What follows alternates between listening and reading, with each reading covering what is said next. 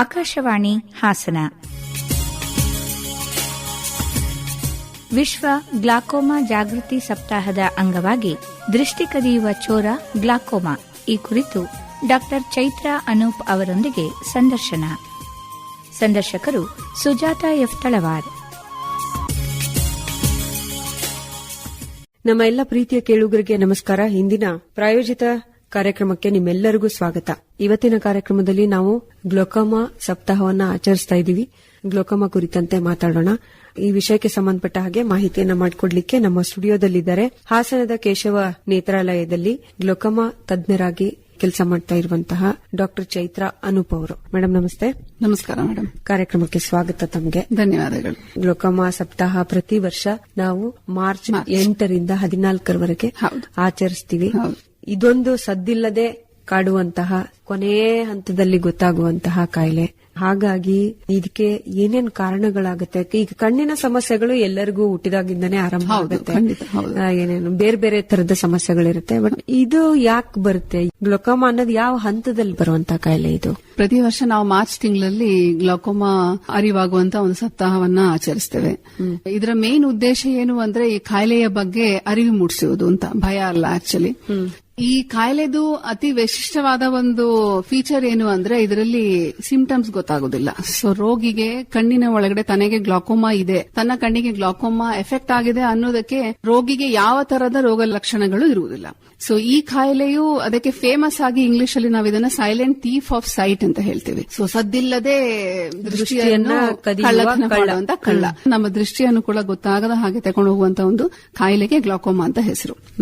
So usually ಈ glaucoma ಅಂದ್ರೆ ಏನು ಈಗ ಜನರಿಗೆ ಗೊತ್ತಾಗಬೇಕು ಅಂತಂದ್ರೆ, ಗ್ಲಾಕೋಮಾ ಅಂತಂದ್ರೆ ಒಂದು ಕಾಯಿಲೆ, ಕಣ್ಣೊಳಗಡೆ ಹಲವಾರು ಕಾಯಿಲೆಗಳ ತರ ಇದು ಒಂದು ಕಾಯಿಲೆನೆ. ಸೊ ಪೊರೆ ಒಂದು ಕಾಯಿಲೆ, ದೃಷ್ಟಿದೋಷ ಒಂದು ಕಾಯಿಲೆ, ಮಡ್ರಾಸ್ ಕಣ್ಣು ಅಥವಾ ಕಣ್ಣು ಕೆಂಪಾಗುವುದು ಕಾಯಿಲೆ. ಈ ತರದ ಒಂದೊಂದು ಕಾಯಿಲೆಗಳಲ್ಲಿ ಒಂದು ಕಾಯಿಲೆ ಹೇಳುದು ಗ್ಲಾಕೋಮಾ.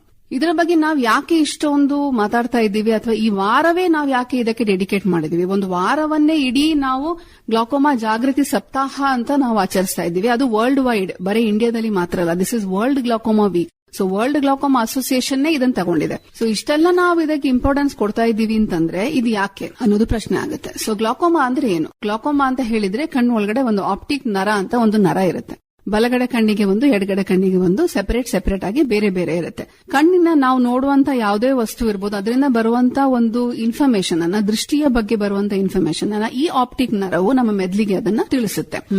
ಸೊ ಈ ಗ್ಲಾಕೋಮಾ ಹೇಳಿದು ಆಪ್ಟಿಕ್ ನರಕ್ಕೆ ಎಫೆಕ್ಟ್ ಆಗುವಂತ, ಆಪ್ಟಿಕ್ ನರವನ್ನು ತೊಂದರೆ ಕೊಡುವಂತ, ವೀಕ್ ಮಾಡುವಂತ ಒಂದು ಕಾಯಿಲೆ ಇದು. ಸಾಮಾನ್ಯವಾಗಿ ಕಣ್ಣಿನ ಒಳಗಡೆ ಒತ್ತಡ ಜಾಸ್ತಿಯಾಗಿ ಬರುವಂತ ಕಾಯಿಲೆ ಇದು. ಸೊ ಕಣ್ಣಿನ ಒಳಗಡೆ ಒತ್ತಡ ಅಂದ್ರೆ ಏನು ಅಂತ ಎಷ್ಟೋ ಜನರಿಗೆ ಆಶ್ಚರ್ಯ. ಏನಪ್ಪ ಕಣ್ಣು ಒಳಗಡೆ ಒತ್ತಡ ಅಂತಾರಲ್ಲ, ಒತ್ತಡ ಅಂದ್ರೆ ಏನು? ಅದೇ. ಸೊ ಈಗ ನಾವು ಸಿಂಪಲ್ ಲ್ಯಾಂಗ್ವೇಜ್ ಅಲ್ಲಿ ಹೇಳಬೇಕು ಅಂದ್ರೆ, ಹೇಗೆ ನಮ್ಮ ಶರೀರದಲ್ಲಿ ಬಿಪಿ ಇರ್ತದೋ, ಬ್ಲಡ್ ಪ್ರೆಷರ್ ಅಂತ ಹೇಗೆ ಇರ್ತದೆ, ಅದೇ ತರ ಕಣ್ಣಿನ ಒಳಗಡೆ ಒಂದು ಬಿಪಿ ಅಂತ ಇರುತ್ತೆ. ಅದಕ್ಕೆ ನಾರ್ಮಲ್ ರೇಂಜ್ ಅಂತ ಇದೆ. ಅದು 10ರಿಂದ 21 ಮಿಲಿಮೀಟರ್ಸ್ ಆಫ್ ಮರ್ಕ್ಯೂರಿ ಅಂತ ಹೇಳುವಾಗ ನಾವು ಅದನ್ನ ಮೆಜರ್ ಮಾಡ್ತೀವಿ. ನಮ್ಮ ಹತ್ರ ಅದಕ್ಕೆ ಹಲವಾರು ಸಾಧನಗಳಿದೆ. ಅದನ್ನ ನಾವು ಜನಸಾಮಾನ್ಯರಿಗೆ ಏನು ಇದಕ್ಕೆ ಸಂಬಂಧ ಇಲ್ಲ, ಅದು ತಜ್ಞರಿಗೆ ಮಾತ್ರ ಗೊತ್ತಾಗುತ್ತೆ. ಹೌದು, ಗೊತ್ತಾಗುತ್ತೆ. ಜನಸಾಮಾನ್ಯರಿಗೆ ಇದ್ರದ್ದು ಯಾವ ಸಂಬಂಧನೂ ಇಲ್ಲ. ಕಣ್ಣಿನ ಒಳಗಡೆ ಬಿಪಿ ಜಾಸ್ತಿ ಆದಾಗೆ ಜನಸಾಮಾನ್ಯರಿಗೆ ಇದ್ರದ್ದು ಯಾವ ರೋಗದ ಲಕ್ಷಣಗಳು ಇರುವುದಿಲ್ಲ. Unless there is a variety of glaucoma. ಅದರಲ್ಲಿ ನಾವು ಆಂಗಲ್ ಕ್ಲೋಜರ್ ಗ್ಲಾಕೋಮಾ ಅಂತ ಹೇಳ್ತೀವಿ. ಅದು ಮುಂದೆ ಬರ್ತೀನಿ ನಾನು ಟೈಪ್ಸ್ ಆಫ್ ಗ್ಲಾಕೋಮಾಗ್ ಬಂದಾಗ. ಆ ಒಂದೇ ಒಂದು ಗ್ಲಾಕೋಮಾದಲ್ಲಿ ಈ ಒತ್ತಡ ಜಾಸ್ತಿ ಆದಾಗ ರೋಗಿಗೆ ರೋಗ ಲಕ್ಷಣಗಳು ಕಂಡು ಬರ್ತದೆ.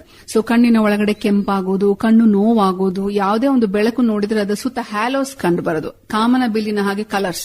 ಸೊ ಇವೆಲ್ಲ ಸಿಂಪ್ಟಮ್ಸ್ ಒಂದು ತರದ ಗ್ಲಾಕೋಮಾದಲ್ಲಿ, ಒಂದು ವೆರೈಟಿಯಲ್ಲಿ, ಒಂದು ಟೈಪ್ ಆಫ್ ಗ್ಲಾಕೋಮಾದಲ್ಲಿ ಬರ್ತದೆ ಹೊರತು ಮಿಕ್ಕಿದ 80% ಆಫ್ ಗ್ಲಾಕೋಮಾದಲ್ಲಿ ಯಾವ ಸಿಂಪ್ಟಮ್ಸ್ ಇರುವುದಿಲ್ಲ. ಸೊ ಈ ಕಣ್ಣಿನ ಒತ್ತಡ ಜಾಸ್ತಿ ಆದಾಗ ಏನಾಗ್ತದೆ, ಆವಾಗ ಆ ಒತ್ತಡವು ಆಪ್ಟಿಕ್ ನರದ ಮೇಲೆ ಪ್ರೆಷರ್ ಬೀಳ್ಲಿಕ್ಕೆ ಶುರುವಾಗುತ್ತೆ. ಕಣ್ಣಿನ ಒತ್ತಡ ಯಾಕೆ ಜಾಸ್ತಿ ಆಗುತ್ತೆ? ಅದೇ, ಅದು ಕಣ್ಣಿನ ಒಳಗಡೆ ಸುಮಾರು ಅಂಗಾಂಗಗಳಿದೆ, ಸ್ಮಾಲ್ ಮೈನ್ಯೂಟ್ ಪಾರ್ಟ್ಸ್ ಇದೆ. ಅದರ ಒಳಗಡೆ ಒಂದು ಆಂಗಲ್ ಅಂತ ಹೇಳ್ತೀವಿ ನಾವು, ಅದೊಂದಿದೆ. ಅದರಲ್ಲಿ ಒಳಚರಂಡಿಯ ಕೋನ ಅಂತ ಹೇಳ್ತೀವಿ ಕನ್ನಡದಲ್ಲಿ. There is one space. So ಕಣ್ಣಿನ ಒಳಗಡೆ ಒಂದು ಚಾನಲ್ ಇದೆ. ಸೊ ಕಣ್ಣು ಒಳಗಡೆ ಒಂದು ದ್ರವ ಇದೆ, ಎಕ್ವಿಯಸ್ ಹ್ಯೂಮರ್ ಅಂತ ಹೇಳ್ತೀವಿ ಅದಕ್ಕೆ.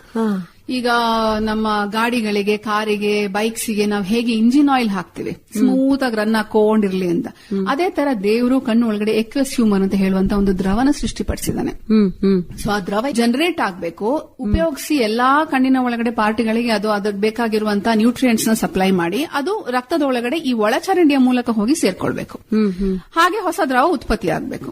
So this is a continuous cycle. ಹಳೆ ದ್ರವ ಹೋಗುತ್ತೆ, ಹೊಸ ದ್ರವ ಉತ್ಪತ್ತಿ ಆಗುತ್ತೆ. ಸೊ ಈ ಪ್ರೋಸೆಸ್ ಅಲ್ಲಿ ಎಲ್ಲಾದ್ರೂ ಅಡಚಣೆಗಳು ಬಂದಾಗ, ಲೈಕ್ ಈಗ ಒಳಚರಂಡಿಯ ಕೋನ ಓಪನ್ ಇಲ್ಲ, ಅದು ಕ್ಲೋಸ್ಡ್ ಇದೆ, ಅದು ದ್ರವ ಈಸಿಯಾಗಿ ಬ್ಲಡ್ ಗೆ ಸೇರ್ಕೊಳಕ್ ಆಗ್ತಾ ಇಲ್ಲ ಅಂದಾಗ ಆ ದ್ರವ ಎಲ್ಲಿ ಉಳ್ಕೊಳ್ಳುತ್ತೆ? ಕಣ್ಣಿನ ಒಳಗಡೆ ಉಳ್ಕೊಳ್ಳುತ್ತೆ. ಆವಾಗ ಕಣ್ಣಿಂದು ಇಂಟ್ರಾಕ್ಯುಲರ್ ಪ್ರೆಷರ್ ಅಥವಾ IOP ಅಂತ ಹೇಳ್ತೀವಿ ನಾವು ಇಂಗ್ಲಿಷ್ ಟರ್ಮ್ಸ್, ಅಥವಾ ಕಣ್ಣಿನ BP ಅಥವಾ ಕಣ್ಣಿನ ಒತ್ತಡ ಇದು ಜಾಸ್ತಿ ಆಗ್ತದೆ. ಈಗ ಸಿಂಪಲ್ ಆಗಿ ಹೇಳ್ಬೇಕು ಅಂದ್ರೆ, ಒಂದು ಸಿಂಕಿಗೆ ಏನಾದ್ರೂ ಕಸ ಕಟ್ಕೊಂಡ್ರೆ ಹೇಗಿರುತ್ತೆ? ಅದ್ರ ಒಳಗಡೆ ನೀರ್ ಹೋಗಲ್ಲ, ಅದು ಅಕ್ಯುಮುಲೇಟ್ ಆಗಿ ಆಗಿ ಆಗಿ ಆಗಿ ಅದ್ರೊಳಗಡೆ ಪ್ರೆಷರ್ ಜಾಸ್ತಿ ಆಗಲ್ವಾ? ಸೊ ಇದು ಬೇಸಿಕಲಿ ಪ್ರಾಬ್ಲಮ್ ಏನು ಅಂದ್ರೆ, ಈ ಕಣ್ಣಿನ ಒಳಚರಂಡಿಯ ಕೋನ ಅಥವಾ angle of the anterior chamber ಅಲ್ಲಿ ಯಾವುದೇ ಅಬ್ಸ್ಟ್ರಕ್ಷನ್ಸ್ ಬಂದಾಗ, ಈ ದ್ರವ ಹೋಗ್ಲಿಕ್ಕೆ ದಾರಿ ಆಗದೆ ಇದ್ದಾಗ, ಕಣ್ಣಿನ ಒಳಗಡೆ ಅದು ಅಕ್ಯುಮುಲೇಟ್ ಆದಾಗ, ಅದು ಒಳಗಡೆ ಇಟ್ಕೊಂಡಾಗ ಆವಾಗ ಕಣ್ಣಿಂದು ಪ್ರೆಷರ್ ಜಾಸ್ತಿ ಆಗ್ಬಹುದು, ಇಂಟ್ರಾಕ್ಯುಲರ್ ಪ್ರೆಷರ್ ರೈಸ್ ಆಗ್ಬಹುದು. ರೈಸ್ ಆದಾಗ ಡೈರೆಕ್ಟ್ ಅದರ ಒತ್ತಡ ಅಥವಾ ಎಫೆಕ್ಟ್ ಬೀಳುದು ಆಪ್ಟಿಕ್ ನರದ ಮೇಲೆ. ಆಪ್ಟಿಕ್ ನರ ಕಣ್ಣಿನ ಹಿಂಭಾಗದಲ್ಲಿರುತ್ತದೆ. ಸೊ ಅದರ ಮೇಲೆ ಪ್ರೆಷರ್ ಬಿದ್ದಾಗ ನಿಧಾನವಾಗಿ ಈ ಆಪ್ಟಿಕ್ ನರ ಒಂದೊಂದೇ ಅದರ ಅಂಗಗಳು ಸಾಯಕ್ ಶುರುವಾಗುತ್ತೆ. ಅದನ್ನೇ ಗ್ಲಾಕೋಮಾ ಅಂತ ಹೇಳ್ತೀವಿ ನಾವು. ಗ್ಲಾಕೋಮಾ ಬಂದವರಿಗೆ ನೀವು ಹೇಳಿದ್ರಿ ಒಂದು ವಿಧದಲ್ಲಿ ಮಾತ್ರ ಆ ಕಲರ್ ಎಲ್ಲ ಕಾಮನ್ ಬಿಲ್ಲಿನ ತರ ಕಂಡಾಗ ಏನಾರು ಆಸ್ಪತ್ರೆ ಸಿಂಪ್ಟಮ್ಸ್ ಗೊತ್ತಾಗುತ್ತೆ. ಅದನ್ನ ಬಿಟ್ರೆ ಬೇರೆ ಏನು ಗೊತ್ತೇ ಆಗಲ್ಲ ಅಂತೀರಾ? ಹೌದು. ಹೇಗೆ ಇದು ಮತ್ತೆ ಕಂಡು ಹಿಡಿಯೋದು ಹೇಗೆ? ಸೊ ಇದಕ್ಕೆ ಮೇನ್ ಆನ್ಸರ್ ಏನು ಅಂದ್ರೆ, ನಿಯಮಿತವಾಗಿ 40 ವರ್ಷ ಕಳೆದ ಮೇಲೆ ಕಣ್ಣಿನ ಡಾಕ್ಟರ್ ಹತ್ರ ಅಥವಾ ಕಣ್ಣಿನ ತಜ್ಞರ ಹತ್ರ ತಪಾಸಣೆಗೆ ಒಳಗಾಗುವುದು ಒಂದೇ ಒಂದು ಉಪಾಯ. ಅದೇ ಮೇಡಮ್, ಇದು ಚಿಕ್ಕವರಿಗೂ ಬರ್ತದೆ, ಬರಲ್ಲ ಅಂತಿಲ್ಲ. ಮಕ್ಕಳಲ್ಲೂ ಗ್ಲಾಕೋಮಾ ನೋಡ್ತೀವಿ. ಆಕ್ಚುಲಿ ಹುಟ್ಟಿದ ತಾಯಿ ಹೊಟ್ಟೆಯಿಂದ ಬಂದಿರೋ ಮಗುಗೂ ಗ್ಲಾಕೋಮಾ ಬರುತ್ತೆ. ಅದಕ್ಕೆ ಕಂಜನೈಟಲ್ ಗ್ಲಾಕೋಮಾ ಅಂತ ಹೇಳ್ತೀವಿ. ಅದೆಲ್ಲ rare varieties of glaucoma madam. ಈ ಕಂಜನೈಟಲ್ ಗ್ಲಾಕೋಮಾ, ಜುವೆನೈಲ್ ಗ್ಲಾಕೋಮಾ ಅಂತ ಚಿಕ್ಕ ಏಜಿನ ಮಕ್ಕಳಲ್ಲಿ 12 ವರ್ಷ 14 ವರ್ಷ ಮಕ್ಕಳಲ್ಲೂ ಗ್ಲಾಕೋಮಾ ನೋಡ್ತೀವಿ ನಾವು. So but they are all rare varieties. Most common variety of glaucoma ಏನ್ ಹೇಳ್ತೀವಿ ನಾವು, ಅದು ಪ್ರೈಮರಿ ಓಪನ್ ಆಂಗಲ್ ಗ್ಲಾಕೋಮಾ ಅಂತ ಹೇಳ್ತೀವಿ ನಾವು. ಎಷ್ಟು ವೆರೈಟೀಸ್ ಇದೆ? ನಾವು ಗ್ರಾಸ್ ಆಗಿ ಡಿವೈಡ್ ಮಾಡಬೇಕು ಅಂತಂದ್ರೆ, primary open angle glaucoma, primary angle closure glaucoma, normal tension glaucoma, ocular hypertension, traumatic glaucoma, ಈ ತರ ಹಲವಾರು ಗ್ರಾಸ್ ವೆರೈಟೀಸ್, ಕಾಮನ್ ವೆರೈಟೀಸ್. ನಾವು ದಿನನಿತ್ಯ ನಮ್ಮ ಕ್ಲಿನಿಕಲ್ ಪ್ರಾಕ್ಟೀಸ್ ಅಲ್ಲಿ 10 ವರ್ಷದಿಂದ ನಾನು ಗ್ಲಾಕೋಮಾ ಕನ್ಸಲ್ಟೆಂಟ್ ಆಗಿ ಕೇಶವನೇತ್ರದಲ್ಲಿ ಇದ್ದೀನಿ. ಸೊ ನಾನ್ ನೋಡುವಂತಹ ಪೇಷಂಟ್ಸ್ ಸಾಮಾನ್ಯವಾಗಿ ಈ ವೆರೈಟಿಗೆ ಬರುತ್ತೆ. ಕಂಜನೈಟಲ್ ಗ್ಲಾಕೋಮಾ ನೀವು ಹೇಳಿದಾಗೆ ಮಕ್ಕಳಲ್ಲಿ ಬರೋದು, juvenile open angle glaucoma teenage group ಅಲ್ಲಿ ಮಕ್ಕಳಲ್ಲಿ ಬರುವಂತದ್ದು, ಅವೆಲ್ಲ ಸ್ವಲ್ಪ ರೇರ್ ವೆರೈಟೀಸ್. ನೋಡಲ್ಲ ಅಂತಲ್ಲ, but they are rare. So discuss ಮಾಡುವಂತ ನೆಸೆಸಿಟಿ ಅದಿಲ್ಲ ಅಂತ ಅನ್ಸುತ್ತೆ. ಓಪನ್ ಆಂಗಲ್ ಗ್ಲಾಕೋಮಾದಲ್ಲಿ ಏನಾಗುತ್ತೆ ಅಂದ್ರೆ, ನಾನು ಆಗ್ಲೇ ಎಕ್ಸ್ಪ್ಲೈನ್ ಮಾಡಿದ ಹಾಗೆ angle of the anterior chamber ಯಾವಾಗ್ಲೂ ಇಂಪಾರ್ಟೆಂಟ್. ಅದು most important part inside the I, ಕಣ್ಣಿನ ಒಳಗಡೆ ಇರುವಂತಹ ಒಂದು ಅತಿ ಮುಖ್ಯವಾದ ಅಂಗ ಅದು. ಅದರ ಥ್ರೂನೇ ನಮ್ಮ ಕಣ್ಣು ಒಳಗಡೆ ಇರುವ ದ್ರವವು ಹೊರಗಡೆ ಹೋಗಿ ಬ್ಲಡ್ ಗೆ ಸೇರ್ಕೊಳ್ಳುತ್ತೆ ಅಂತ ಹೇಳಿದೆ ನಿಮ್ಗೆ ನಾನು. ಅದೇ ಒಳಚರಂಡಿ ಅಂತ ಏನ್ ಹೇಳ್ತೀವಿ. ಸೊ ಇದ್ರಲ್ಲಿ ಏನಾದ್ರು ಅಡಚಣೆಗಳು ಉಂಟಾದ ಈ ಓಪನ್ ಆಂಗಲ್ ಗ್ಲಾಕೋಮಾ ಅಂತ ಹೇಳ್ತೀವಿ. ಒಂದೊಂದ್ಸತಿ ಏನಾಗುತ್ತೆ, ಕಣ್ಣಿಂದು ಐರಿಸ್ ಅಂತ ಏನ್ ಹೇಳ್ತೀವಿ ಅಥವಾ ಪಾಪೆ ಅಂತ ಏನ್ ಹೇಳ್ತೀವಿ, ಕೆಲವರ ಕಣ್ಣಿನ ಸ್ಟ್ರಕ್ಚರ್ ಜೆನೆಟಿಕಲಿ ಆ ತರ ಇರುತ್ತೆ. ಚಿಕ್ಕ ಕಣ್ಣುಗಳು ಅಂತ ಹೇಳ್ತೀವಿ. ಅಂತವರು ದಪ್ಪ ಕನ್ನಡಕ ಯೂಸ್ ಮಾಡ್ತಾ ಇರ್ತಾರೆ ಚಿಕ್ಕ ವಯಸ್ಸಿಂದ, +4 +5 ಈ ತರ ಹೈಪರ್ ಮೆಟ್ರೋಪಿಯಾ ರಿಫ್ರಾಕ್ಟಿವ್ ಎರರ್ಸ್ ಅಂತ ಹೇಳ್ತೀವಿ. ಅಂತವರಲ್ಲಿ ಏನಾಗುತ್ತೆ ಅಂದ್ರೆ, ಐರಿಸ್ ಸಾಮಾನ್ಯವಾಗಿ ಈ ಒಳಚರಿಂದ ದೂರ ಇರಬೇಕು. ಈ ಸಣ್ಣ ಕಣ್ಣುಗಳಲ್ಲಿ ಐರಿಸ್ ಅಥವಾ ಪಾಪೆ ಅಂತ ಏನ್ ಹೇಳ್ತೀವಿ, ಅದು ತುಂಬಾ ಹತ್ರ ಇರುತ್ತದೆ ಆಂಗಲ್ಗೆ. ಸೊ ಏಜ್ ಆಗ್ತಾ ಹೋದ ಹಾಗೆ, ಕಣ್ಣು ಒಳಗಡೆ ಚೇಂಜಸ್ ಆಗ್ತಾ ಹೋದಾಗೆ ಅದು ಒಳಚರಂಡಿನ ಮುಚ್ಕೊಳಕ್ ಶುರು ಮಾಡುತ್ತೆ. ಆವಾಗ ಸಡನ್ ಆಗಿ ಕಣ್ಣಿನ ಒತ್ತಡ ಜಾಸ್ತಿ ಆಗ್ಬಹುದು. ಅಂತ ಪೇಷಂಟ್ಸ್ ಅಲ್ಲಿ ನಾನು ಮೊದಲು ಹೇಳಿದಾಗೆ ಸಿಂಪ್ಟಮ್ಸ್ ಬರುತ್ತೆ. ಕಣ್ಣು ಸಡನ್ ಆಗಿ ಕೆಂಪಾಗುದು, ಕಣ್ಣು ಸಿಕ್ಕಾಬಟ್ಟೆ ನೋವಾಗುದು, ಲೈಟಿನ ಸುತ್ತ ಹ್ಯಾಲೋಸ್ ಕಾಣೋದು, ಕಾಮನ ಬಿಲ್ಲು ಕಲರ್ಸ್ ಕಾಣೋದು, ತಲೆನೋವು, ವಾಂತಿ, ಈ ತರದೆಲ್ಲ ಆಗಕ್ ಶುರು ಆಗುತ್ತೆ. ಅಂತ ಪೇಷಂಟ್ಸ್ ಗೆ ಗ್ಲಾಕೋಮಾ ಕಂಡು ಹಿಡಿಯೋದು ಆಕ್ಚುಲಿ ಈಸಿ. ಬಿಕಾಸ್ ತಕ್ಷಣ ಓಡ್ಕೊಂಡ್ ಬಂದ್ಬಿಡ್ತಾರೆ. ಅವರಿಗೆ ನಾವು ಟ್ರೀಟ್ಮೆಂಟ್ ಕೊಟ್ರೆ ಅಂತ ಗ್ಲಾಕೋಮಾದಲ್ಲಿ ಪ್ರೋಗ್ನೋಸಿಸ್ ಅಂತ ನಾವೇನ್ ಹೇಳ್ತೀವಿ, ಒಂದು ಕಾಯಿಲೆಗೆ ಪ್ರೋಗ್ನೋಸಿಸ್ ಅಂತ ಇರುತ್ತೆ. ಸೊ ಹೇಗೆ ಅದು ಟ್ರೀಟ್ಮೆಂಟ್ ಗೆ ರೆಸ್ಪಾಂಡ್ ಆಗ್ತದೆ, ನಾಳೆ ಅದು ಹೇಗೆ ಎಷ್ಟು ವಾಸಿ ಆಗುತ್ತೆ, ಅಥವಾ ಅದರಿಂದ ಏನ್ ಡ್ಯಾಮೇಜ್ ಗಳು ಪರ್ಮನೆಂಟ್ ಆಗಿ ಉಂಟಾಗುತ್ತೆ ಅಂತ ಹೇಳೋದಕ್ಕೆ ಪ್ರೋಗ್ನೋಸಿಸ್ ಅಂತ ಹೇಳ್ತೇವೆ. ಸೊ ಈ ಆಂಗಲ್ ಕ್ಲೋಷರ್ ಗ್ಲಾಕೋಮಾ ನಾನು ಏನ್ ಹೇಳ್ದೆ, ಆ ಒಳಚರಂಡಿ ಮುಚ್ಕೊಂಡಾಗುವಂತದ್ದು, ಅದು ಬೇಗ ಕಂಡು ಹಿಡಿಬಹುದು, ಅದಕ್ಕೆ ಬೇಗ ಟ್ರೀಟ್ಮೆಂಟ್ ಕೊಡಬಹುದು. ಆ ಟ್ರೀಟ್ಮೆಂಟ್ ಕೊಟ್ರೆ ಅದರಿಂದ ರಿಕವರಿನೂ ಬೇಗ. Actually it is a better way of glaucoma. So actually ಹೇಳ್ಬೇಕಂದ್ರೆ, ನಮ್ದು ಗ್ಲಾಕೋಮಾದಲ್ಲಿ ನಮಗೆ ಮೊದಲಿಂದ ಟೀಚಿಂಗ್ ಫೇಮಸ್ ಅದು. The only glaucoma which is preventable is angle closure glaucoma. ವೈದ್ಯರ ಕೈಲಿದೆ ಅದು. ಸೊ ಅದನ್ನ ಮಿಸ್ ಮಾಡದೆಲ್ಲ ಇರೋದಕ್ಕೆ ಮೋಸ್ಟ್ ಇಂಪಾರ್ಟೆಂಟ್ ನಮ್ಮ ಮೆಡಿಕಲಿ ನಾವು ಥಿಂಕ್ ಮಾಡುವಂತ ಅಥವಾ ನಾವು ಮಾಡುವಂತ ಟೆಸ್ಟ್ ಗಳಲ್ಲಿ ಮೋಸ್ಟ್ ಇಂಪಾರ್ಟೆಂಟ್ ಟೆಸ್ಟ್ ಒಂದು ಗೋನಿಯೋಸ್ಕೋಪಿ ಅಂತ ನಾವು ಹೇಳ್ತೀವಿ. ಸಾಮಾನ್ಯವಾಗಿ ಕಣ್ಣಿಗೆ ಒಂದು ಲೆನ್ಸ್ ನ ಇಟ್ಟುಬಿಟ್ಟು ಆ ಕಣ್ಣಿನ ಒಳಚರಂಡಿಯನ್ನು ನಾವು ಪರೀಕ್ಷೆ ಮಾಡ್ತೀವಿ. ಅಂದ್ರೆ ಲೈವ್ ಆಗಿ ನಾವು ನೋಡ್ತೀವಿ, ಒಬ್ಬರ ಒಳಚರಂಡಿಯನ್ನು ನಾವು ನೋಡಬಹುದು. ಕಣ್ಣಿನ ಒಳಗೆ ಅಷ್ಟು ಸೂಕ್ಷ್ಮವಾದ ಅಂಗ ಅದು. ಬಟ್ ಅದನ್ನ ನಾವು ಗೋನಿಯೋಸ್ಕೋಪಿ ಮೂಲಕ ಜೆಲ್ ಹಾಕಿ ಒಂದು ಲೆನ್ಸ್ ನ ಕಣ್ಮೇಲೆ ಇಟ್ಟು ನಾವು OPD ನಲ್ಲೇ ನಮ್ಮ ಔಟ್ ಪೇಷಂಟ್ ಡಿಪಾರ್ಟ್ಮೆಂಟ್ ಅಲ್ಲೇನೆ ನಾವು ಆ ಒಳಚರಂಡಿ ಯಾವ ತರ ಇದೆ, ಅದು ಓಪನ್ ಇದೆನಾ, ಅದು ಕ್ಲೋಸ್ಡ್ ಇದೆನಾ, ನಾಳೆ ಇವರಿಗೆ ಗ್ಲಾಕೋಮಾ ಬರುವ ಸಾಧ್ಯತೆ ಇದೆನಾ, ಇವರ ಕಣ್ಣೊಳಗಡೆ ನಾಳೆ ಒತ್ತಡ ಜಾಸ್ತಿ ಆಗಬಹುದಾ ಅನ್ನೋ ಟೆಸ್ಟ್ ಅಥವಾ ಅದನ್ನ ನಾವು ಮುಂಚೆ ಕಂಡುಹಿಡಿಬಹುದು. So it's a very important test gonioscopy. ನಾವೆಲ್ಲ ಆಫ್ಥಾಲ್ಮಾಲಜಿ ಸಾಮಾನ್ಯವಾಗಿರೋರು ಎಲ್ಲರೂ ಮಾಡ್ತೀವಿ. ಗ್ಲಾಕೋಮಾ ಸ್ಪೆಷಲಿಸ್ಟ್ ಅಂತೂ 100% ಈ ಸ್ಟೆಪ್ ನ ನಾವು ಸ್ಕಿಪ್ ಮಾಡಲ್ಲ. ಸೊ ಈ ಗೋನಿಯೋಸ್ಕೋಪಿ ಮಾಡಿದಾಗ್ಲೇ ನಮ್ಗೆ ಆಂಗಲ್ ಹೇಗಿದೆ, ಒಳಚರಂಡಿ ಕ್ಲೋಸ್ಡ್ ಇದೆನಾ ಓಪನ್ ಇದೆನಾ ಅನ್ನೋದು ಗೊತ್ತಾಗೋದು. ಸೊ ಕ್ಲೋಸ್ಡ್ ಆಂಗಲ್ ಡೌಟ್ ಇತ್ತು ಅಂತಂದಾಗ ನಾವು ಇದಕ್ಕೆ ಒಂದು ಸಣ್ಣ ಲೇಸರ್ ಟ್ರೀಟ್ಮೆಂಟ್ ಅಥವಾ ಪೆರಿಫೆರಲ್ ಐರಿಡಾಟಮಿ ಅಂತ ಹೇಳ್ಬಿಟ್ಟು ಒಂದು ಸಣ್ಣ ಆ ಪಾಪೆಯಲ್ಲಿ ತೂತ ಮಾಡಿದ್ರೆ, ನಾನೇನ್ ಹೇಳಿದೆ ಐರಿಸ್ ಅದು ಆಂಗಲ್ ಗೆ ತುಂಬಾ ಅಟ್ಯಾಚ್ಡ್ ಆಗಿರ್ತದೆ, ಅದು ಬ್ಲಾಕ್ ಆಗುತ್ತೆ ಅಂತ ಹೇಳಿದ್ನಲ್ಲ, ಆ ಹೋಲ್ ಮಾಡಿದ ತಕ್ಷಣ ಅದು ದೂರ ಬಂದ್ಬಿಡುತ್ತೆ. ಆವಾಗ ಈ ಒತ್ತಡ ಜಾಸ್ತಿ ಆಗುವ ಪಾಸಿಬಿಲಿಟಿ ಇಲ್ವೇ ಇಲ್ಲ. So this is the only glaucoma which is actually preventable. Madam, ಈಗ ಗ್ಲೋಕೋಮಾ ಬಂದಿದೆ ಅಂತ ಗೊತ್ತಾಗೋದು ಯಾವಾಗ? ಕೊನೆ ಹಂತ ಅಂದ್ರೆ ಯಾವಾಗ? ಸಾಮಾನ್ಯವಾಗಿ ಮಿನಿಮಮ್ ಒಂದು 60-70% ಅಷ್ಟು ಆಪ್ಟಿಕ್ ನರ ಡ್ಯಾಮೇಜ್ ಆದ ಮೇಲೆನೆ ಗೊತ್ತಾಗೋದು.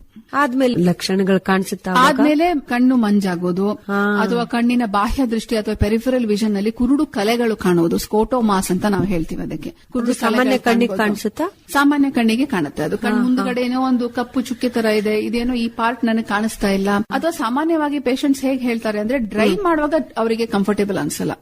ರೈಟ್ ಸೈಡ್ ಇದು ವಿಷನ್ ನಮಗೆ ಓವರ್ಟೇಕ್ ಮಾಡುವಾಗ ರೈಟ್ ಸೈಡ್ ಇಂದ ಬರುವಂತ ವೆಹಿಕಲ್ಸ್ ನಮಗೆ ಬಾಹ್ಯ ದೃಷ್ಟಿ ತುಂಬಾ ಇಂಪಾರ್ಟೆಂಟ್. ಈಗ ಮನುಷ್ಯನಿಗೆ ದೇವ್ರು ಹೇಗೆ ಕೊಟ್ಟಿದ್ದಾನೆ ಅಂದ್ರೆ ಒಂದು ಸೆಂಟ್ರಲ್ ವಿಷನ್ ಅಂತ ಒಂದು, ಪೆರಿಫೆರಲ್ ವಿಷನ್ ಅಂತ ಒಂದು, 2 ತರದ ವಿಷನ್ ಇದೆ ಇದರಲ್ಲಿ. ದೃಷ್ಟಿ ಅಂತ ನಾವು ಹೇಳಿದಾಗ ಸೆಂಟ್ರಲ್ ವಿಷನ್ ಏನಿದ್ದು ಸ್ಟ್ರೈಟ್ ಆಗಿ ನೋಡುವಂತದ್ದು. ನಾವು ಸ್ಟ್ರೈಟ್ ನೋಡ್ತಾ ಇದ್ದಾಗ್ಲೂ ನಮ್ಗೆ ಮೇಲೆ ಕಾಣುತ್ತೆ, ಬಲ್ಗಡೆ ಕಾಣುತ್ತೆ, ಎಡಗಡೆ ಕಾಣುತ್ತೆ, ಕೆಳಗಡೆ ಕಾಣುತ್ತೆ. ಸೊ ಈ ಪಕ್ಕ ದೃಷ್ಟಿ ನಮ್ಗೆ ಏನ್ ಕಾಣಿಸುತ್ತೆ ಇದನ್ನೇ ಪೆರಿಫೆರಲ್ ವಿಷನ್ ಅಂತ ಹೇಳ್ತೀವಿ. ಸೊ ಗ್ಲಾಕೋಮಾದಲ್ಲಿ ಬರುವಂತ ದೃಷ್ಟಿ ದೋಷ ಯಾವಾಗ್ಲೂ ಪೆರಿಫೆರಲ್ ವಿಷನ್ ನ್ಯಾರೋ ಆಗ್ತಾ ಬರುತ್ತೆ. ಅಂದ್ರೆ ಒಬ್ಬ ಮನುಷ್ಯನಿಗೆ ದೇವರು ಕೊಟ್ಟಿರುವಂತ ಬಾಹ್ಯ ದೃಷ್ಟಿ ಶ್ರಿಂಕ್ ಆಗ್ತಾ ಬರುತ್ತೆ. ಫೈನಲಿ ಲಾಸ್ಟಿಗೆ ಉಳ್ಕೊಳ್ಳೋದು ಬರೀ ಸೆಂಟ್ರಲ್ ಮಾತ್ರ. ಅದಕ್ಕೆ ಟನಲ್ ವಿಷನ್ ಅಂತ ಹೇಳ್ತೀವಿ. ಅಂದ್ರೆ ಏನೋ ಒಂದು ಮೂಲಕ ನೋಡಿದ ಹಾಗೆ. ಹೌದು, ಹಾಗಾಗುತ್ತೆ. ಅವಾಗ ಮಾತ್ರ ಗೊತ್ತಾಗುತ್ತೆ. ಅವಾಗ ವೈದ್ಯರ ಹತ್ರ ಬಂದಾಗ ನೀವೆಲ್ಲ ಟೆಸ್ಟ್ ಮಾಡಿ ಹೇಳ್ತೀರಾ? ಹೌದು. ಏನ್ ಮಾಡಬಹುದು ಮೇಡಮ್? ಅವಾಗ ಏನ್ ಮಾಡಕ್ಕಾಗುತ್ತೆ? ಗ್ಲಾಕೋಮಾಗೆ ಟ್ರೀಟ್ಮೆಂಟ್ ಇಲ್ಲ ಅಂತ ಏನಿಲ್ಲ. ಗ್ಲಾಕೋಮಾದಿಂದ ಕಣ್ಣಿನ ನರಕ್ಕೆ ಏನ್ ಡ್ಯಾಮೇಜ್ ಆಗಿ ಹೋಗಿದೆ ಆಗ್ಲೇ, ಎಷ್ಟು ತೊಂದರೆ ಆಗಿದೆ ಅದನ್ನ ನಾವು ಸರಿಪಡಿಸಕ್ ಆಗಲ್ಲ. ಬಿಕಾಸ್ ಅದು ನರ, ಅದು it's an optic nerve. So nerve damage ಯಾವಾಗ್ಲೂ ಇರ್ರಿವರ್ಸಿಬಲ್. ಅದನ್ನ ನಾವು ಸರಿ ಮಾಡಕ್ ಆಗೋದಿಲ್ಲ ಅನ್ಫಾರ್ಚುನೇಟ್ಲಿ. ಫ್ಯೂಚರ್ ಅಲ್ಲಿ ಮೆಡಿಕಲ್ ಸೈನ್ಸ್ ಎಷ್ಟು ಡೆವಲಪ್ ಆಗಿ ಅದನ್ನು ರಿವರ್ಸ್ ಮಾಡುವಂತ ಒಂದು ಟ್ರೀಟ್ಮೆಂಟ್ ಬಂದ್ರೆ ತುಂಬಾ ಒಳ್ಳೇದು ಅಂತ ಅನ್ಸುತ್ತೆ. But at present at this situation ಅಂತೂ ಇರ್ರಿವರ್ಸಿಬಲ್ ಡ್ಯಾಮೇಜ್ ಅದು.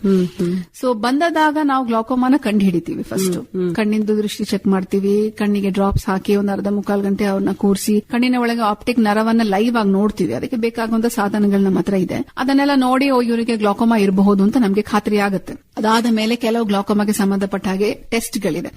ಸಾಮಾನ್ಯವಾಗಿ ಮಾಡುವಂತದ್ದು ಆಸ್ ನಾನು ಹೇಳಿದ ಹಾಗೆ ಗೋನಿಯೋಸ್ಕೋಪಿಯಿಂದ ಕಣ್ಣಿಂದ ಒಳಚರಂಡಿ ಪರೀಕ್ಷೆ ಮಾಡ್ತೀವಿ. ಕಣ್ಣಿಂದ ಒತ್ತಡ ಎಷ್ಟಿದೆ ಅಂತ ಫಸ್ಟ್ ನೋಡ್ತೀವಿ, ಇಂಟ್ರಾಕ್ಯುಲರ್ ಪ್ರೆಷರ್ ಎಷ್ಟಿದೆ ಅಂತ. ಅದನ್ನ ನೋಡಿದ ಮೇಲೆ ವಿಜುವಲ್ ಫೀಲ್ಡ್ಸ್ ಅಂತ ಒಂದು ಟೆಸ್ಟ್ ಫೇಮಸ್ ಗ್ಲಾಕೋಮಾಗೆ ಮಾಡುವಂತದ್ದು. ಅದು ಪೆರಿಫೆರಲ್ ವಿಷನ್ ಟೆಸ್ಟ್ ಮಾಡುತ್ತೆ, ಬಾಹ್ಯ ದೃಷ್ಟಿ. ಬಿಕಾಸ್ ಗ್ಲಾಕೋಮಾದಲ್ಲಿ ಯಾವಾಗ್ಲೂ ನಾನು ನಿಮಗೆ ಆಗ್ಲೇ ಹೇಳಿದ ಹಾಗೆ ಬಾಹ್ಯ ದೃಷ್ಟಿ ಫಸ್ಟ್ ಎಫೆಕ್ಟ್ ಆಗೋದು. ಸೆಂಟ್ರಲ್ ವಿಷನ್ ಪ್ರಿಸರ್ವ್ ಆಗಿರುತ್ತೆ ಲಾಸ್ಟ್ ವರೆಗೂ. ಸೆಂಟ್ರಲ್ ವಿಷನ್ ಫಸ್ಟ್ ಎಫೆಕ್ಟ್ ಆಗ್ತಾ ಇದ್ರೆ ಪೇಷಂಟ್ ಬೇಗ ಬಂದ್ಬಿಡ್ತಾ ಇದ್ರು ನಮ್ಮ ಹತ್ರ. ಯಾಕಂದ್ರೆ ಮಧ್ಯದಲ್ಲೇ ಕಾಣಲ್ಲ ಅಂದಾಗ ಬೇಗ ಗೊತ್ತಾಗ್ಬಿಡುತ್ತಲ್ವಾ. ಪಕ್ಕದ ದೃಷ್ಟಿ ಹೋಗ್ತಾ ಹೋದ ಹಾಗೆ ಅವರಿಗೆ ಅದು ಅರಿವೇ ಆಗಲ್ಲ. ಅದು ತುಂಬಾ ಪೆರಿಫೆರಲ್ ವಿಷನ್ ಡ್ಯಾಮೇಜ್ ಆದ್ಮೇಲೆ ಪೇಷಂಟ್ ಗೆ ಗೊತ್ತಾಗೋದು. ಸೊ ಅದು ಪ್ರಾಬ್ಲಮ್ ಇದರಲ್ಲಿ. ಸೊ ವಿಜುವಲ್ ಫೀಲ್ಡ್ಸ್ ಟೆಸ್ಟ್ ಅಂತ ಒಂದ್ ಮಾಡ್ತೀವಿ. ಆಪ್ಟಿಕ್ ನರಕ್ಕೆ ಸಂಬಂಧಪಟ್ಟಾಗೆ OCT ಸ್ಕ್ಯಾನ್ ಅಂತ ಒಂದಿದೆ, ಅದನ್ನ ಮಾಡಿ ನೋಡ್ತೀವಿ. ಆಮೇಲೆ ಕಣ್ಣಿಂದು ಕಪ್ಪು ಗುಡ್ಡೆ ಅಂತ ನಾವೇನ್ ಹೇಳ್ತೀವಿ, ಕಾರ್ನಿಯಾ ಅಂತ. ಅದು ಕೆಲವರಿಗೆ ದಪ್ಪ, ಕೆಲವರಿಗೆ ತೆಳು ಅಂತ ಬರುತ್ತೆ. ಅದು ಜೆನೆಟಿಕಲಿ ಹುಟ್ಟದಾಗ್ಲಿ ಒಬ್ಬೊಬ್ಬರಿಗೆ ಒಂದೊಂದ್ ತರ ಥಿಕ್ನೆಸ್ ಅಲ್ಲಿ ಇರುತ್ತೆ.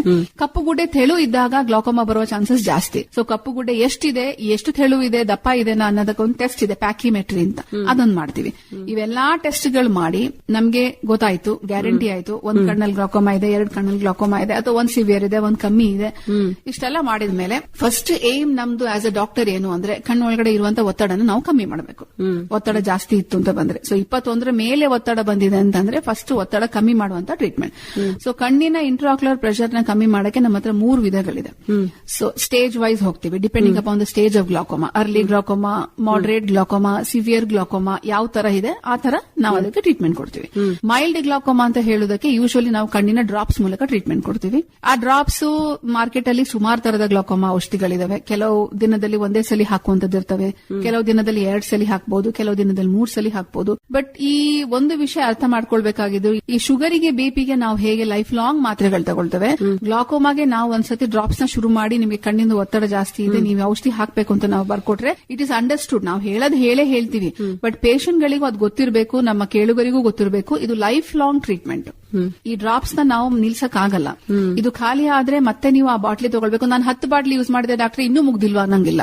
ನೀವು ಜೀವಂತ ಇರುವವರೆಗೂ ಎಷ್ಟೇ ಬಾಟ್ಲಿ, ಅದು 1000 ಬಾಟ್ಲಿನೂ ಇರಬಹುದು, ಅದನ್ನ ಹಾಕಬೇಕು. ಅದು ನಿಮ್ಮ ಕಣ್ಣಿನ ನರಕ್ಕೆ ಒಳ್ಳೇದು, ಅದು ನಿಮ್ಮ ದೃಷ್ಟಿನ ಕಾಪಾಡುತ್ತೆ. ಲೈಫ್ ಲಾಂಗ್ ಟ್ರೀಟ್ಮೆಂಟ್ ಇದು, ಇದನ್ನ ಮಧ್ಯೆ ನಿಲ್ಸುವ ಹಾಗಿಲ್ಲ.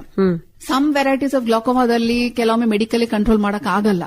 ನಾವು ಡ್ರಾಪ್ಸ್ ಮೂಲಕ ಇಂಟ್ರಾಕ್ಯುಲರ್ ಪ್ರೆಷರ್ ಕಮ್ಮಿ ಆಗಲ್ಲ, ಅಥವಾ ರೆಸ್ಪಾಂಡ್ ಮಾಡಲ್ಲ, ಅಥವಾ ಸಿವಿಯಾರಿಟಿ ಜಾಸ್ತಿ ಇರುತ್ತೆ, ತುಂಬಾ ಆಪ್ಟಿಕ್ ನರ್ವ್ ಡ್ಯಾಮೇಜ್ ಆಗಿರುತ್ತೆ. ಅಂತವರಿಗೆ ಕೆಲವೊಮ್ಮೆ ನಾವು ಟ್ರಬ್ಯಾಕ್ಯುಲೆಕ್ಟಮಿ ಅಂತ ಹೇಳುವಂತ ಆಪರೇಷನ್ ನ ಮಾಡ್ತೀವಿ. ತುಂಬಾ ವರ್ಷಗಳಿಂದ ಟೈಮ್ ಟೆಸ್ಟೆಡ್ ಸರ್ಜರಿ ಅದು, ಇವತ್ತೇನು ಹೊಸ ಟ್ರೀಟ್ಮೆಂಟ್ ಬಂದಿರೋದಲ್ಲ. ಎಷ್ಟೋ ವರ್ಷಗಳಲ್ಲಿ ಸುಮಾರು 40-50 ವರ್ಷದಿಂದ ಮಾಡುವಂತ ಒಂದು ಆಪರೇಷನ್ ಅದು. ಈ ಒಳಚರಂಡಿ ಬ್ಲಾಕ್ ಆಗಿ ಒಳಚರಂಡಿಯಲ್ಲಿ ಅಡಚಣೆಗಳು ಉಂಟಾಗಿ ಕಣ್ಣಿಂದು ಪ್ರೆಷರ್ ಜಾಸ್ತಿ ಆಗುತ್ತೆ ಅಂತ ನಾನು ಹೇಗೆ ಆವಾಗಲೇ ಹೇಳಿದೆ. ಆ ಒಳಚರಂಡಿಯನ್ನು ಬೈಪಾಸ್ ಮಾಡಿ we make another flap, conjunctival flap, scleral flap ಅಂತ ಒಂದು ಫ್ಲಾಪ್ ನ ಮಾಡ್ತೀವಿ. ಆ ಫ್ಲಾಪ್ ಮೂಲಕ ಕಣ್ಣಿನ ಒಳಗಡೆ ಇರುವ ದ್ರವ ಈಗ ರಕ್ತಕ್ಕೆ ಸೇರ್ಕೊಳ್ಳುತ್ತೆ. So it's a different path, we make a different path. So ಕಣ್ಣಿಂದು ಒಳಚರಂಡಿ ಬ್ಲಾಕ್ ಆಗಿದೆ ಅಂತ ಹೇಳ್ಬಿಟ್ಟು ನಾವು ಇನ್ನೊಂದು ಪಾತ್ ಮಾಡಿ, ಇನ್ನೊಂದು ವೇ ಮಾಡಿ ಕಣ್ಣಿನ ಒಳಗಡೆ ದ್ರವವನ್ನು ರಕ್ತಕ್ಕೆ ಸೇರುವ ಹಾಗೆ ಮಾಡ್ತೀವಿ. ಇದರಿಂದ ಏನಾಗುತ್ತೆ, ಕಣ್ಣಿಂದು ಒತ್ತಡ ಕಮ್ಮಿ ಆಗುತ್ತೆ, ನಾರ್ಮಲ್ಸಿಗೆ ಬರುತ್ತೆ. ಆವಾಗ we are hoping that optic ನರಕ್ಕೆ ಇನ್ನೂ ಹೆಚ್ಚು ಡ್ಯಾಮೇಜ್ ಆಗಬಾರ್ದು. ಇವರಿಗೆ ಎಷ್ಟು ದೃಷ್ಟಿ ಎಟ್ ಪ್ರೆಸೆಂಟ್ ಇದೆ ಅಷ್ಟಾದ್ರೂ ಇವ್ರು ಬದುಕಿರುವವರೆಗೆ ಅದನ್ನ ನಾವು ಪ್ರಿಸರ್ವ್ ಮಾಡಬೇಕು, ಅದು ಉದ್ದೇಶ ನಮ್ದು. ಹೊಸ ಹೊಸ ಸರ್ಜರಿ ಸುಮಾರು ಬಂದಿದೆ ಇವಾಗ. Minimal invasive glaucoma surgery mix ಅಂತ ಹೇಳ್ತೀವಿ. ಆಮೇಲೆ ಮಲ್ಟಿಪಲ್ ಟ್ರಬ್ಯಾಕ್ಯುಲೆಕ್ಟಮೀಸ್ ಮಾಡಿ ಪ್ರೆಷರ್ ಕಮ್ಮಿ ಆಗಿಲ್ಲ ಅಂತ ಹೇಳಿದ್ರೆ ಅದಕ್ಕೆ ಗ್ಲಾಕೋಮಾ ಡ್ರೈನೇಜ್ ಡಿವೈಸಸ್ ಅಥವಾ ಸ್ಟಂಟ್ ಆಪರೇಷನ್ ಅಂತಾನು ಹೇಳ್ತೀವಿ. ಸುಮಾರು ತರ ಬಂದೆ. ಬಟ್ ಎಲ್ಲಾ ಸರ್ಜರಿ, ಎಲ್ಲಾ ಗ್ಲಾಕೋಮಾ ಟ್ರೀಟ್ಮೆಂಟ್ ಇದು ಒಂದೇ ಉದ್ದೇಶ, ಕಣ್ಣಿಂದು ಇಂಟ್ರಾಕ್ಯುಲರ್ ಪ್ರೆಷರ್ ಅಥವಾ ಕಣ್ಣಿನ ಒತ್ತಡನ ನಾವು ನಾರ್ಮಲ್ಗೆ ತಂದಿಡಬೇಕು ಅಷ್ಟೇ. ಈಗ ಆಪ್ಟಿಕ್ ನರ್ವ್ ಅಂತ ಹೇಳಿದ್ರಲ್ಲ, ಯಾವ ಕಾರಣಗಳಿಂದ ಅದು ವೀಕ್ ಆಗುತ್ತೆ? ಅಂದ್ರೆ ಈಗ ಮೇನ್ ಗ್ಲಾಕೋಮಾಗೆ ಸಂಬಂಧಪಟ್ಟ ಹಾಗೆ ಕಣ್ಣಿಂದು ಇಂಟ್ರಾಕ್ಯುಲರ್ ಪ್ರೆಷರ್ ಅಥವಾ ಒತ್ತಡ ಜಾಸ್ತಿ ಆದಾಗ ಕಣ್ಣಿನ ಹಿಂಭಾಗದಲ್ಲಿ ಇರುತ್ತೆ ಈ ನರ. ಈ ಇಲೆಕ್ಟ್ರಿಕ್ ಕೇಬಲ್ ಅನ್ನು ಒಂದು ಇಮ್ಯಾಜಿನ್ ಮಾಡಿ ನೀವು, ಹೇಗಿರುತ್ತೆ ಅದ್ರ ಒಳಗಡೆ ಮಲ್ಟಿಪಲ್ ಸಣ್ಣ ಕೇಬಲ್ಸ್ ವೈರ್ ಆಗಿ ಒಂದು ದೊಡ್ಡದೊಂದಾಗಿ ಒಂದು ದಪ್ಪದೊಂದು ವೈರ್ ಆಗುತ್ತಲ್ವಾ, ಕೇಬಲ್ ಅಂತ ಹೇಳ್ತಾರಲ್ಲ, ಹೆವಿ ಗೇಜ್ ಕೇಬಲ್, ಆ ತರ ಇರುತ್ತೆ ಆಪ್ಟಿಕ್ ನರ ಅನ್ನೋದು. ಸುಮಾರು ಒಂದು more than million nerve cells come and join and make N optic nerve. So ಅದು ಹಿಂಭಾಗದಲ್ಲಿ ಕರೆಕ್ಟ್ ಆಗಿ ಆ ಪೊಸಿಷನ್ ಅಲ್ಲಿ ದೇವರು ಅದನ್ನು ಲೊಕೇಟ್ ಮಾಡಿದ್ದಾನೆ. ಸೊ ಕಣ್ಣಿನ ಗುಡ್ಡೆ ಒಳಗಡೆ ಪ್ರೆಷರ್ ಜಾಸ್ತಿ ಆದಾಗ ಗ್ರಾವಿಟಿ ಪ್ರಕಾರ ನಮ್ಗೆ ಗೊತ್ತಲ್ವಾ, ಯಾವ್ದು ಲೋವರ್ ಪಾರ್ಟ್ ಅಲ್ಲಿ ಇರುತ್ತೋ ಅದಕ್ಕೇನೆ ಜಾಸ್ತಿ ಒತ್ತಡ ಬೀಳೋದು ಬಿಕಾಸ್ ಆಫ್ ಗ್ರಾವಿಟಿ. ಸೊ ಈ ಆಪ್ಟಿಕ್ ನರಕ್ಕೂ ಹಾಗೆ ಕಣ್ಣಿನ ಒಳಗಡೆ ಪ್ರೆಷರ್ ಜಾಸ್ತಿ ಆದಾಗ ಡೈರೆಕ್ಟ್ ಆಗಿ ಎಫೆಕ್ಟ್ ಬೀಳದೆ ಆಪ್ಟಿಕ್ ನರದ ಮೇಲೆ. ಬೇರೆ ಹಲವಾರು ಕಾರಣಗಳಿಂದ ಆಪ್ಟಿಕ್ ನರ್ವ್ ಡ್ಯಾಮೇಜ್ ಆಗುತ್ತೆ ನೀವು ಕೇಳಿದ ಹಾಗೆ. But since we are restricting to glaucoma, ನಾನು ಇಂಟ್ರಾಕ್ಯುಲರ್ ಪ್ರೆಷರ್ ಬಗ್ಗೆ ಹೇಳಿದೆ. ಬೇರೆ ಎಷ್ಟೋ ಜನ ತಂಬಾಕು ತಗೋತಾರೆ, ಅದರಿಂದನೂ ಆಪ್ಟಿಕ್ ನರ್ವ್ ಡ್ಯಾಮೇಜ್ ಆಗಬಹುದು. ವಿಟಮಿನ್ ಡೆಫಿಷಿಯನ್ಸಿಗಳಿಂದ ಆಪ್ಟಿಕ್ ನರ್ವ್ ಡ್ಯಾಮೇಜ್ ಆಗುತ್ತೆ. So but that doesn't belong to glaucoma. Vitamin B12 ಡೆಫಿಷಿಯನ್ಸಿಯಿಂದ ಆಗುತ್ತೆ.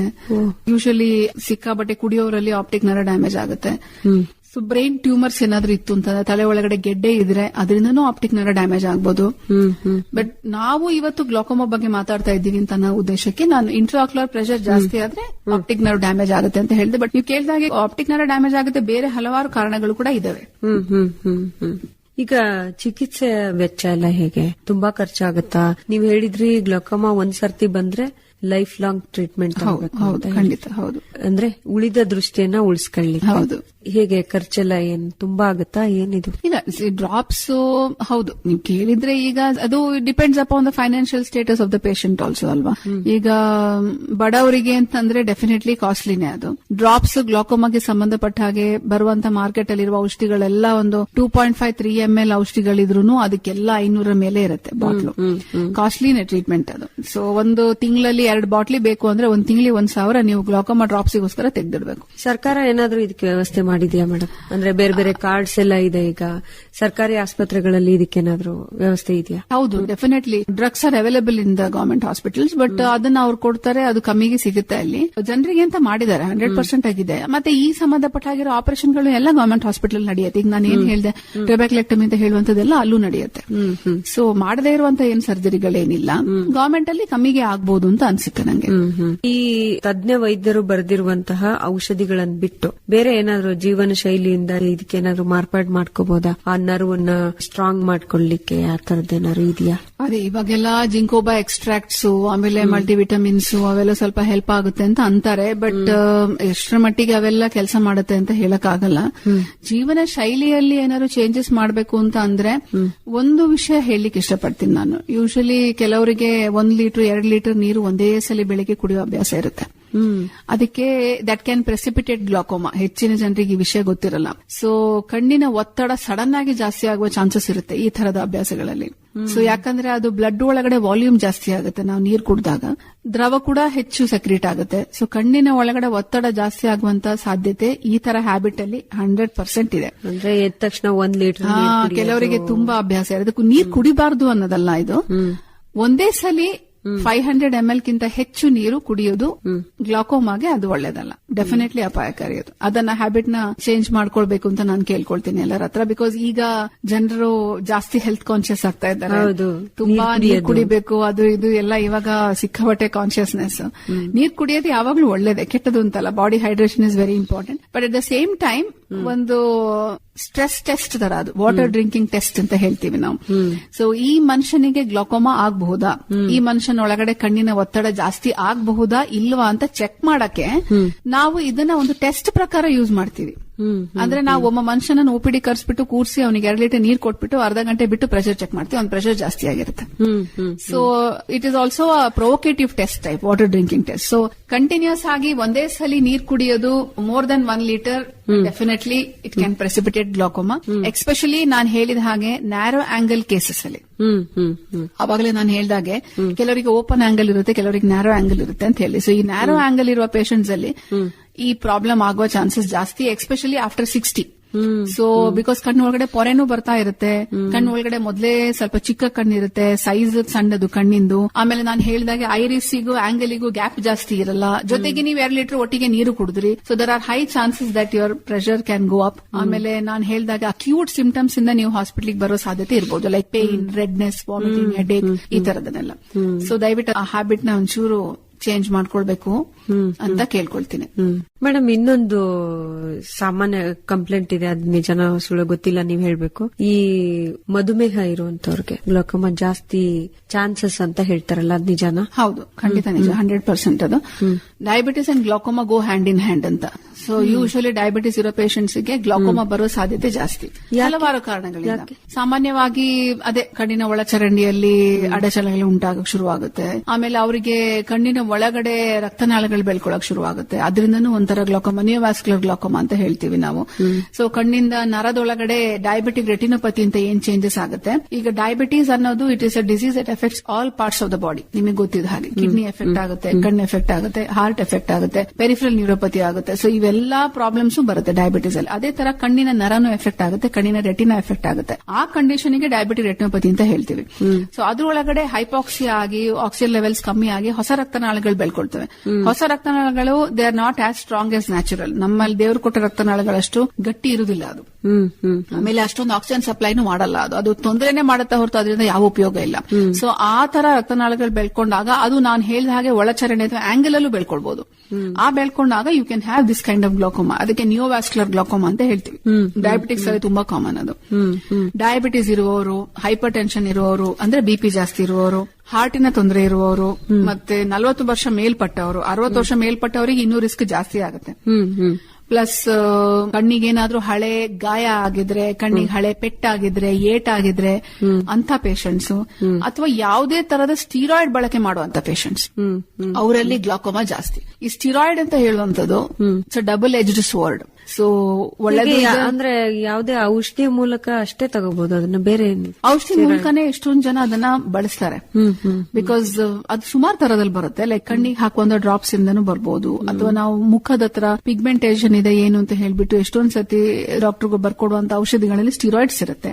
ಸೊ ಕೆಲವರಿಗೆ ಜಾಯಿಂಟ್ ಪೇನ್ಸ್ ಇರುತ್ತೆ, ಆರ್ಥರೈಟಿಸ್ ಪ್ರಾಬ್ಲಮ್ ಇರುತ್ತೆ, ಚಿಕ್ಕ ಚಿಕ್ಕ ಜಾಯಿಂಟ್, ಅವರಿಗೆಲ್ಲ ಸ್ಟಿರಾಯ್ಡ್ಸ್ ಅಲ್ಲೇನೆ ರಿಲೀಫ್ ಆಗೋದು. ಸೊ ಅದಾದ್ರೂ ಅಟ್ ಲೀಸ್ಟ್ ಒಪ್ಪಬಹುದು. ಬಿಕಾಸ್ ಅದಿಲ್ಲದೆ ಹೋದ್ರೆ ಪಾಪ ಅವ್ರಿಗೆ ಕೆಲಸ ಮಾಡಕ್ಕಾಗಲ್ಲ, ಅವರಿಗೆ ಆ ಕಾಯಿಲೆ ಬಂದಿದೆ, ಅನಿವಾರ್ಯವಾಗಿ ಅವ್ರು ಸ್ಟಿರಾಯ್ಡ್ಸ್ ನ ತಗೊಳ್ಬೇಕು.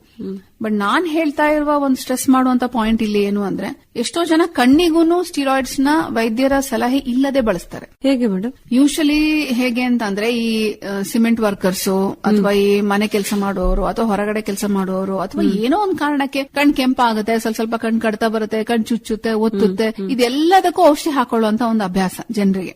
ಅಲ್ಲ, ಹಂಗೆಲ್ಲ ಸಿಗುತ್ತಾ ಓಪನ್ ಮಾರ್ಕೆಟ್? ಹೌದು, ನಮ್ಮಲ್ಲಿ ಅದನ್ನ ಮೆಡಿಕಲ್ ಶಾಪ್ ಇಂದ ವಿದೌಟ್ ಪ್ರಿಸ್ಕ್ರಿಪ್ಷನ್ ಎಷ್ಟೋ ಜನ ಪೇಷಂಟ್ಸ್ ಹಾಕೋದನ್ನ ನೋಡಿದೀನಿ. ಈ ಸ್ಟೀರಾಯ್ಡ್ ಬಳಕೆಯಿಂದ ಇನ್ನ ಯಂಗ್ ಹುಡುಗರು 18, 19, 20 ವರ್ಷದವರಿಗೆ ಸೆಕೆಂಡರಿ ಗ್ಲಾಕೋಮಾ ಅಂದ್ರೆ ಸ್ಟೀರಾಯ್ಡ್ ಇಂಡ್ಯೂಸ್ಡ್ ಗ್ಲಾಕೋಮಾನು ಪೇಷಂಟ್ಸ್ ನಾನು ಬೇಕಾದಷ್ಟು ಜನ ನೋಡಿದ್ದೇನೆ. ಸೊ ಸ್ಟೀರಾಯ್ಡ್ಸ್ ಕೆಟ್ಟದು ಅಂತ ನಾನು ಹೇಳ್ತಿಲ್ಲ. ಎಷ್ಟೋ ಕಾಯಿಲೆಗಳಿಗೆ ನಾವು ಸ್ಟೀರಾಯ್ಡ್ಸ್ ಬರ್ಕೊಡ್ತೀವಿ, ಬಟ್ ನಾವು ಬರ್ಕೊಟ್ಟಾಗ ನಾವು ಪೇಷಂಟ್ಗೆ ಅದನ್ನ ನಾಲೆಜ್ ಹೇಳ್ತೀವಿ, ಇಷ್ಟು ದಿನ ಹಾಕಿ ಇಷ್ಟು ದಿನಕ್ಕೆ ಬಿಟ್ಬಿಡಿ, ಅದೇನೇನು ಆಗಲ್ಲ.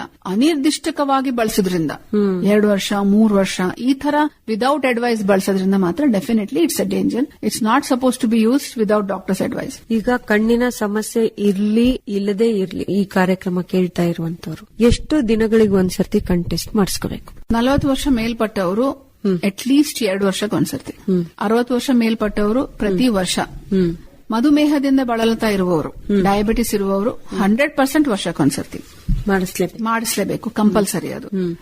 ಡಯಾಬಿಟಿಸ್ ಅನ್ಕಂಟ್ರೋಲ್ಡ್ ಇದ್ರೆ, ಡಯಾಬಿಟಿಕ್ಸ್ ಏನಾದ್ರೂ ಪ್ರಾಬ್ಲಮ್ ಇದೆ, ಕಣ್ಣೊಳಗೆ ರೆಟಿನಾ ಅಲ್ಲಿ ಪ್ರಾಬ್ಲಮ್ ಇದೆ ಅಂತ ನಾವು ಹೇಳಿದೀವಿ, ನರ ಎಫೆಕ್ಟ್ ಆಗ್ತಾ ಇದೆ ಅಂತ ಹೇಳಿದೀವಿ ಅಂದ್ರೆ 6 ತಿಂಗಳಿಗೆ ಒಂದ್ಸಲಿ ಚೆಕ್ ಮಾಡಿಸ್ಕೋಬೇಕು. ಅದೇ ಗ್ಲಾಕೋಮಾ ಇದೆ ಅಂತ ಗೊತ್ತಾಗಿ ವೈದ್ಯರ ಸಲಹೆ ಮೇಲೆ ಔಷಧಿ ಬಳಸ್ತಾ ಇರುವವರು 3 ತಿಂಗಳಿಗೆ ಒಂದ್ಸತಿ ಗ್ಲಾಕೋಮಾ ತಜ್ಞರನ್ನು ಭೇಟಿ ಆಗಬೇಕು.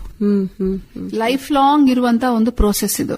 ಅದು ಮೆಡಿಕಲ್ ಮ್ಯಾನೇಜ್ಮೆಂಟ್ ಇರ್ಲಿ, ನಾಳೆ ನಾವು ಆಪರೇಷನ್ ಅಂತ ನಾನೇನ್ ಹೇಳಿದೆ, ಟ್ರೆಬ್ಯಾಕ್ಲೆಕ್ಟಮಿ ಮಾಡಿರೋದಿರ್ಲಿ, ಲೇಸರ್ ಟ್ರೀಟ್ಮೆಂಟ್ ಕೊಟ್ಟಿರೋದಿರ್ಲಿ, ಅದು ಯಾವುದೇ ಮೆಥಡ್ ಅಲ್ಲಿ ನಾವು ಅವರಿಗೆ ಟ್ರೀಟ್ಮೆಂಟ್ ಮಾಡಿರ್ಲಿ, ನಂಗೆ ಟ್ರೀಟ್ಮೆಂಟ್ ಆಗ್ಬಿಡ್ತಪ್ಪ, ನನ್ ಗ್ಲಾಕೋಮಾ ಇಂದ ನನಗೆ ಕ್ಯೂರ್ ಆಗ್ಬಿಡ್ತು ಅಂತ ಅನ್ನಂಗಿಲ್ಲ. ಅದನ್ನ ಅನ್ಫಾರ್ಚುನೇಟ್ಲಿ ಹೇಳುವಷ್ಟು ಇನ್ನು ಮೆಡಿಕಲ್ ಸೈನ್ಸ್ ಡೆವಲಪ್ ಆಗಿಲ್ಲ. ಮುಂದೆ ಡೆವಲಪ್ ಆದ್ರೆ ಪೇಷಂಟ್ ಹೇಳ್ಬೋದೇನೋ ನಾನು ಕ್ಯೂರ್ ಆಗಿದ್ದೀನಿ ಅಂತ. ಈ ಕ್ಯಾನ್ಸರ್ ಹಿಂಗ್ ಕಷ್ಟಪಟ್ಬಿಟ್ಟು ಕ್ಯೂರ್ ಆಗಕ್ಕೋಸ್ಕರ ಎಷ್ಟೊಂದು ರಿಸರ್ಚ್ ಗಳು ನಡೀತಾ ಇದಾವಲ್ವಾ. ಸೊ ಅದೇ ತರ ಏನಾದ್ರು ನಡೆದ್ರೆ ನಾಳೆ ಹೇಳ್ಬೋದು. ಬಟ್ ಈ ಪರಿಸ್ಥಿತಿಯಲ್ಲಿ ಅಟ್ಲೀಸ್ಟ್ ಇಲ್ಲಿವರೆಗೂ ಕ್ಯೂರ್ ಆಗಿದ್ದೀನಿ ಅಂತ ಅನ್ನೋ ಹಾಗಿಲ್ಲ.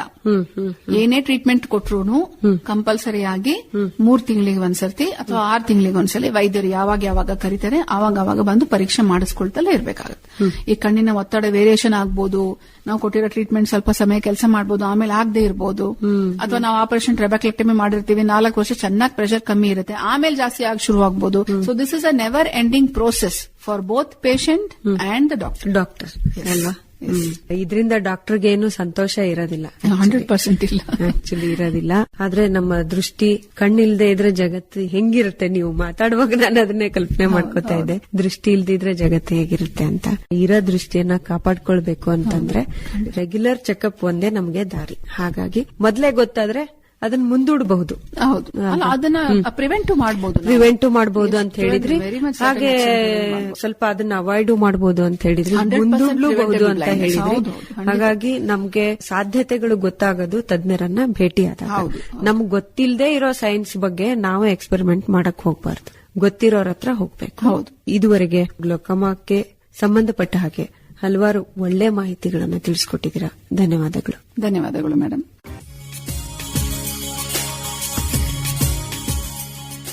ಇದುವರೆಗೆ ವಿಶ್ವ ಗ್ಲಾಕೋಮಾ ಜಾಗೃತಿ ಸಪ್ತಾಹದ ಅಂಗವಾಗಿ ದೃಷ್ಟಿ ಕದಿಯುವ ಚೋರ ಗ್ಲಾಕೋಮಾ ಈ ಕುರಿತು ಡಾಕ್ಟರ್ ಚೈತ್ರಾ ಅನೂಪ್ ಅವರೊಂದಿಗೆ ಸಂದರ್ಶನ ಮೂಡಿಬಂತು. ಸಂದರ್ಶಿಸಿದವರು ಸುಜಾತಾ ಎಫ್.